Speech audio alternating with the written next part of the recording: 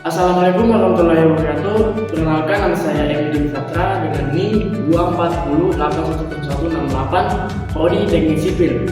Kali ini saya akan mempresentasikan mengenai mekanika bahan. Baik, pada bab ini saya membawa tentang bab 1 yaitu tarik, gaya, dan geser. Bab 2 elemen struktur, dan bab 3 torsi. Kita masuk kepada kata pengantar. Kata pengantar. Dengan mengambil mata kuliah mekanika bahan, mahasiswa mempelajari topik terkini dasar sekaligus juga mengembangkan kemampuan analisis dan kepercayaan masalah. Selama persiapan edisi keempat ini, penulis selalu mengingatkan tujuan-tujuan tersebut. Fakta-fakta dan teori-teori mekanika disajikan sedemikian rupa sehingga mudah dapat berproses belajar mengajar dengan membahas yang mendalam dan contoh yang banyak serupa. Mahasiswa dapat segera menguasai suatu pokok pembahasan. Baik, kita masuk kepada bab 1, tarik, tekan, dan geser. Tarik, tekan, dan geser mekanika bahan adalah cabang mekanika terapan yang membahas perilaku benda padat yang mengalami berbagai bebanan. Nama-nama lain untuk bidang ilmu ini adalah kekuatan bahan dan mekanika benda yang dapat berformasi benda padat yang ditinjau dalam buku ini meliputi batang bars dengan beban aksial yang mengalami torsi, balok bars yang mengalami lentur, dan kolom yang mengalami tekan. Setelah tadi bab 1, kita langsung kepada bab 2 yaitu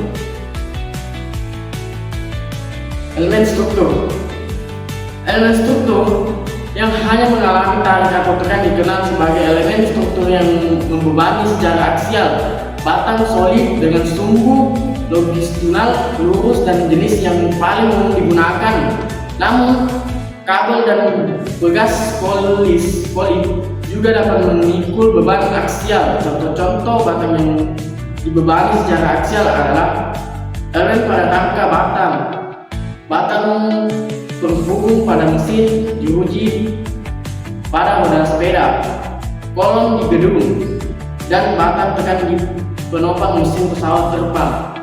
Itulah tadi bab 2 elemen struktur. Kita masuk kepada bab 3 yaitu torsi. Torsi dalam bab 1 dan bab 2 kita telah membahas perilaku jenis elemen struktur. Yang paling sederhana yaitu batang yang mengalami beban aksial. Sekarang kita meninjau jenis perilaku yang sedikit lebih rumit yaitu torsi. Torsi di sini mengandung arti putir yang terjadi pada batang lurus apabila batang tersebut berat membebani momen atau torsi.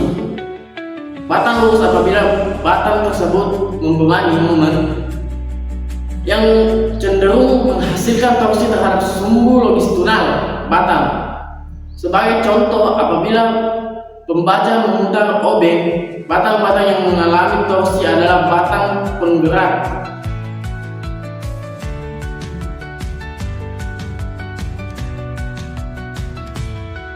Baik, inilah hasil rangkuman dari seluruh bab-bab tadi yang saya sudah jelaskan.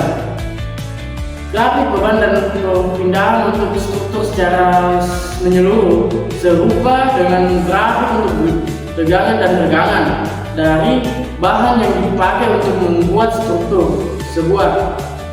Ini menjelaskan bahwa ketika tegangan dan suatu bahan di struktur yang menyeluruh berada dalam daerah yang elastis, maka grafik beban lendutan untuk struktur tersebut adalah garis lurus dan perilaku struktur tersebut dikatakan linear. Baik, itulah tadi presentasi dari saya. Jika ada yang salah kata mohon dimaafkan. Semoga bermanfaat. Terima kasih atas kesempatannya. Assalamualaikum warahmatullahi wabarakatuh.